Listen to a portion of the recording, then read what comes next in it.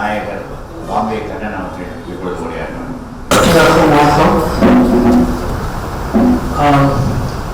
ஒவ்வொருத்தரும் இருக்கிற ஒருத்தரும் உணவரோட சம்மந்தப்பட்டவங்க, நாடக காவலர் உணவரோட சம்மந்தப்பட்டவங்க.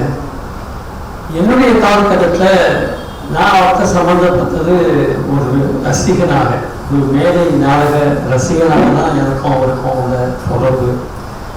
பல விஷயங்கள் நான் அவரை பற்றி தேடி படிச்சிருக்கேன். ஆனால் அவருடைய நாடகங்களை பார்க்கும்போது ரொம்ப பிரமிச்சு போய் தான் நாங்கள்லாம் பார்த்துருக்கோம் அந்த காலகட்டத்தில். அதாவது ஒரு காலகட்டத்தில் மனோகருடைய நாடகங்களில் அவரை நடத்துகிற அந்த காட்சிகளுடைய மாற்றங்கள் யாருமே வேலை செய்யலை. ஏதோ மேஜிக் பண்ணுறான்னு சொல்லிட்டு மேஜிக் பாகியநாத்தை கொடுத்து கேட்டாங்க வரும். அந்த மாதிரி ஒரு செய்தி இருந்தது. அப்புறம் பின்னாடி அது உழைப்பு தான். எங்களுக்கு தெரிஞ்சு கிட்டத்தட்ட ஒரு 50 to 60 பேர் அந்த வேலைக்கு பின்னாடி உழைப்பாங்க. அந்த ப்ரிசைஸ் அந்த மேடையில் காட்சிகள் அப்படி மாறும். ஒரு காட்சி அமைப்பு ஒரு பெரிய லெவலில் ஒரு காட்சி அமைப்பு நடக்கணும்னா அதுக்கு முன்னாடி ஒரு சின்ன நகைச்சுவை காட்சி நடந்துட்டு இருக்கும். அந்த நகைச்சுவை காட்சி கூட அந்த கதையோட ஒட்டினாக்க இருக்கும். அந்த நகைச்சுவை காட்சி வரும்போதே எங்களுக்கு எல்லாம் தெரியும் பின்னாடி ஒரு பிரம்மாண்டமான செட்டு ஓப்பன் ஆக போகுது அப்படின்னு சொல்லி.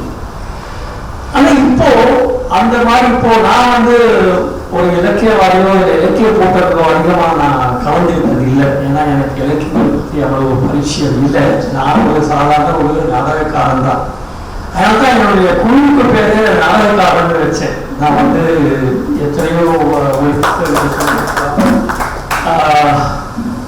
தொலைக்காட்சி படங்கள் எடுத்திருக்கலாம்.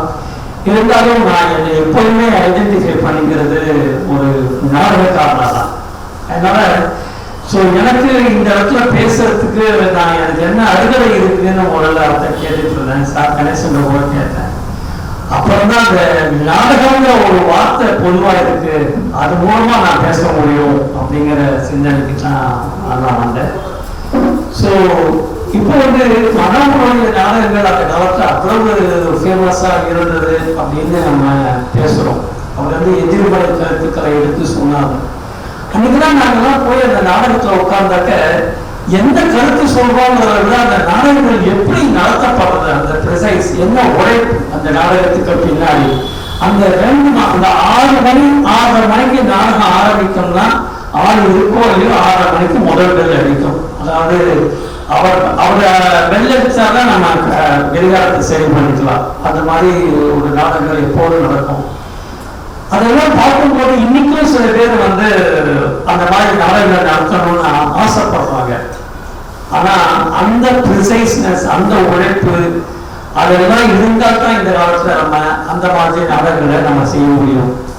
அந்த நிகழ்ச்சின்னு சொல்லக்கூடிய அவருக்கு பிற்பாடு அவருடைய நாடகங்களை வெளில எடுத்துட்டு போறதுக்கு இன்னைக்கு யாரும் இல்லை அப்படிங்கிறது தான் என்னுடைய ஒரு சின்ன குறையா இருக்கு. ஆனா இன்னைக்கு இந்த குழந்தைங்க நடிச்சதெல்லாம் பார்க்கும்போது ஏதோ ஒரு சின்ன நம்பிக்கை பிரிவு.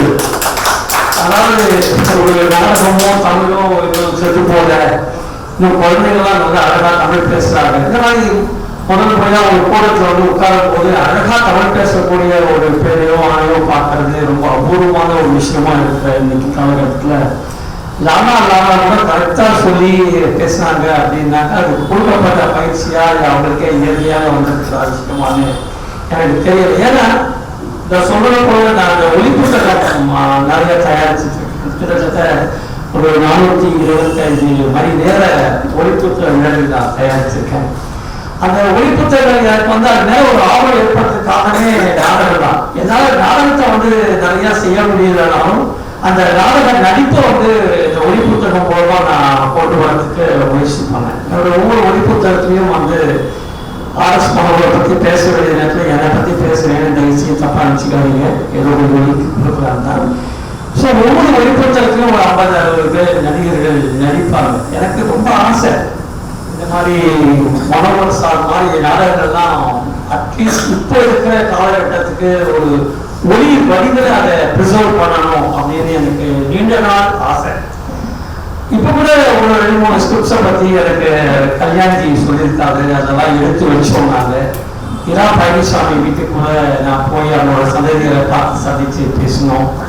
ஸோ அந்த மாதிரி ஒரு ஆசை இருக்கு. ஆனா அந்த அந்த ஸ்கிரிப்ட்ல அந்த கதை வசனத்துல ஒரு புதுசா கதை சொல்லுவாங்க. அந்த புதுசா சொல்ற கதையை நம்ம பிற்பாடு எடுத்துட்டு போகணும் அப்படிங்கிற ஒரு ஆசை, அதை ஒளி வடிவில் கொண்டு வரணும்னு ஒரு ஆசை. நான் இன்னைக்கு இருக்கிற காலகட்டத்துல ஒளி வடிவத்துல கேட்கறதுக்கு எவ்வளவு பேர் விரும்புவாங்கன்னு எனக்கு தெரியாது. அந்த ஆசை இன்னும் இருக்கு. அது ஒரு நிறைவேறாத ஆசை தான். ஆனா நிச்சயமா அந்த நாளையில தான் ஒரு நாள் என்னுடைய காலத்துல நிச்சயமா கொண்டு வருங்கிற ஒரு நம்பிக்கை எனக்கு இருக்கு. முதல்ல ஒரு புத்தகமா நான் கொண்டு வந்தது பூரம் சத்தியமூர்த்தி ஐயாவுடைய இலக்கிய கதைகள் தான். அதனுடைய இலக்கிய சம்பந்தம் எனக்கு இருந்தது. அதை வெளியிட்டவர் மிஸ்டர் ராமகுருநாதன். ஸோ மேரேஜ் அவருக்கு எனக்கு அவர் சம்பந்தம் பலவிதமான உடைய மனோடைய நாடகங்களை நம்ம தொலைக்காட்சியில பார்த்துருக்கோம். ஸோ தொலைக்காட்சியோடைய சம்பந்தமா நானும் தொலைக்காட்சி நடிகன் தான். ஒவ்வொரு நாடகம் நடிச்சு முடிச்சோடனே சார் எம்எஸ் பெருமாள் சார் தனியாக வகுப்புல போட்டு அந்த நாடகத்தை பற்றிய நடிப்பை பற்றியும் பேசியிருக்காரு கூட. ஸோ அவர்களும் எனக்கு சம்பந்தம் இருக்கு. கேபி அறிவாளன் சார் கூட நான் படிக்கிறது இல்லை அதிகமாக. அவரை பற்றி நிறைய கேள்விப்பட்டிருக்கேன். அவருடைய நாடகங்கள் எல்லாமே நான் பார்த்துருக்கேன். அதனால இந்த மேலையில் அவங்களோட உட்கார்ந்து பேசுறது எனக்கு ரொம்ப ஒரு சந்தோஷமா தான் இருக்கு. ஸோ நம்ம இந்த லீகசின்னு சொல்ற மாதிரி இந்த மனோடைய டிராமாக்கள் மாதிரி இன்னொரு நாடகங்கள் இப்போ என்ன போச்சு, நாடகம் அப்படின்னு சொன்னா நம்ம ஒரு சின்ன மிஸ்கான்செப்ட்ல என்ன பண்றோம், தொலைக்காட்சியில நம்ம நாடகம் அப்படிங்கிற வார்த்தையை யூஸ் பண்றோம். இங்கதான் நிறைய பேர் பேசுவாங்க, நாடகத்தை பார்த்தேன் சார், நான் மேடையில் எதுவும் நடிக்கலையே, இல்லை சார் தொலைக்காட்சியில். அப்ப மனசுக்குள்ள ஒரு வருத்தம் இருக்கும். சில சமயத்தில் அதை எடுத்து சொல்லுவேன். நாடகம்ங்கிறது உயிருள்ள ஒரு சமாச்சாரம் மேடையில பார்க்கறது. அந்த பிம்பத்துக்கு எப்படி நீங்க நாடகங்கிற பேரை கொடுத்து வச்சிருக்காங்க இன்னி வரைக்கும் எனக்கு அது புரியல. ஸோ என்னைக்குமே நான் நாடகத்தை உயிரோட்டமுள்ள மேடையில தான் நான் பார்க்க விருப்பப்படுறேன். அதை நீங்க டெலிவிஷன்ல பார்க்கறது அதை நாடகங்கிற பேரை கொடுக்காமதான் பெட்டரா இருக்கும்னு என்னுடைய இது.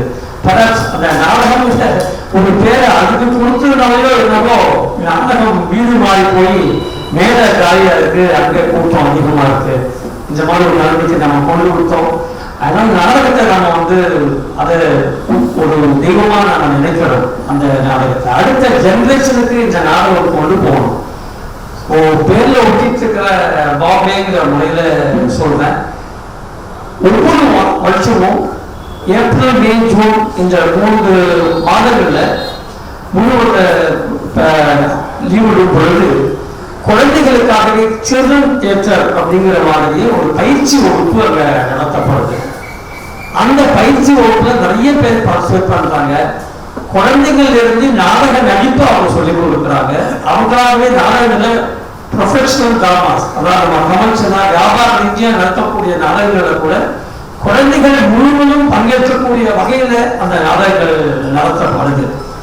ஸோ அந்த மாதிரி இங்க இப்போ இந்த மாதிரி நடிக்கக்கூடிய குழந்தைகள் இருக்கிற இந்த மாதிரி பள்ளிக்கூடங்கள்ல நாடகத்துக்குன்னு ஒரு வகுப்பு நம்ம நடத்தினோம்னா மனோடிராமா இப்படி நடந்தது அப்படி நடந்தது நம்ம அப்படி பேசுறத விட அவருடைய பெயர்ல நம்ம நாடகத்துக்கு இன்னைக்கு தொலைக்காட்சி நடிப்பு சொல்லிக் கொடுக்கறதுக்கு பல பள்ளிகள் வந்து போச்சு. நாடக நடிப்பு சொல்லிக் கொடுக்கறதுக்குன்னு ஒரு பள்ளி இல்லை இன்னைக்கு. அது வேற கேட்கலாம், டிஃபரன்ஸ் கேட்கலாம். நாடக நடிப்புக்கும் தொலைக்காட்சி நடிப்புக்கும் என்ன வித்தியாசம் அப்படின்னு நிச்சயமா இருக்கு. அது தனிப்பட்ட முறையில் கேட்டா நாடக நடிப்பு தான் என்ன, தொலைக்காட்சி நடிப்புனா பேச முடியும் கொஞ்ச நேரம். நமக்கு கொடுக்கப்பட்ட நேரத்துக்குள்ள இந்த ஒரு விஷயத்த பின்னாடி அடுத்த ஜெனரேஷனுக்கு அந்த நாடகங்களை எடுத்துட்டு போறதுதான் நாம நாடக காவலர் அரசு மாணவர்களுக்கு செய்யக்கூடிய ஒரு பெரிய நன்றிக்கடனா இருக்கும்னு நான் நினைக்கிறேன். அதுதான் மீன். அதை செஞ்சோம்னாலே அந்த நாடக கலை வளரும். இன்னைக்கும் நாடக கலைக்கு அறிவு ஏற்படாது. வெளில இருக்கிறத சுற்றி சொல்லிட்டு இருப்பாங்க. நம்ம அதை ஆதரிச்சு நிறைய பேர் அந்த நாடகங்களை கொண்டு வரணும். ஒரே ஒரு விஷயம் மட்டும் சொல்லலாம். அதாவது மனோகர் மாதிரி நாடகங்கள் போல விருப்பப்படுபவர்கள் மனோகர் மாதிரி அட்லீஸ்ட் ஒரு 80% செய்ய முடிஞ்சா நீங்க அந்த நாடகத்தை தொடர்ந்து செய்யுங்க. ஏதோ காரணம் இப்படியும் செய்யலாம் அப்படியும் செய்யலாம் அப்படிங்கிற முறையில இல்லாம ஒரு முழு முயற்சியா அவர் எப்படி செஞ்சாரோ அப்படி செய்யக்கூடிய கெப்பாசிட்டி இருக்கணும். அப்பதான் அதாவது ரொம்ப சுலபமான விஷயம் இல்லை. அவருடைய நாடகத்தில் ஒரு 60-70 பேர் பின்னாடி ஒர்க் பண்ணுவாங்கன்னு நான் கேள்விப்பட்டிருக்கேன். அதுக்கெல்லாம் இவங்கதான் சர்டிபிகேட் கொடுக்கணும் நான் கேள்விப்பட்டது கரெக்டாக இல்லையான்னு. ஏதாவது ஒரு சின்ன தவறு ஏற்பட்டா கூட உயிருக்கே ஆபத்து ஏற்படக்கூடிய நிலைமையில தான் அங்க இருக்க எல்லாருமே ஒர்க் பண்ணுவாங்க. அவங்க ஏதாவது ஒரு சிறிய தவறு செஞ்சாக்க அவங்களுக்கு பனிஷ்மெண்ட் அன்னைக்கு சம்பவம் காட்டு. ஸோ இப்படி எல்லாம் அந்த டிசிப்ளின் தான் ஒரு கூட்டு நடந்து ஆனால் வெளியிலேருந்து நம்ம தான் பார்த்து கைத்தட்ட முடியுது. இல்லைன்னா நம்ம எங்க பார்த்து அதெல்லாம் செஞ்சிருப்போம். ஸோ எவ்வளவு சினிமா நடித்தாலும் அந்த 6 மணிக்குன்னா 3 மணிக்கு அவங்க மேக்கப் போட ஆரம்பிச்சாங்கன்னா அந்த நாடகம் முடிகிற வரைக்கும் அந்த நாடக சிந்தனையாலே இருப்பாங்க. ஸோ வெளி உலகத்தில் நான் ஒரு டெலிவிஷன் தொலைக்காட்சி நாயகனாகவோ இல்லை ஒளி புத்தக தயாரிப்பாளரோ தொலைக்காட்சி டாக்குமெண்ட்ரி தயாரிப்பாளர் இருந்தாலும் உள் மனதளவில் நான் இன்னும் ஒரு நாடகக்காரனாகவே வாழ்ந்து கொண்டிருக்கிறேன் அப்படிங்கிற சொல்லி இதை நன்றி.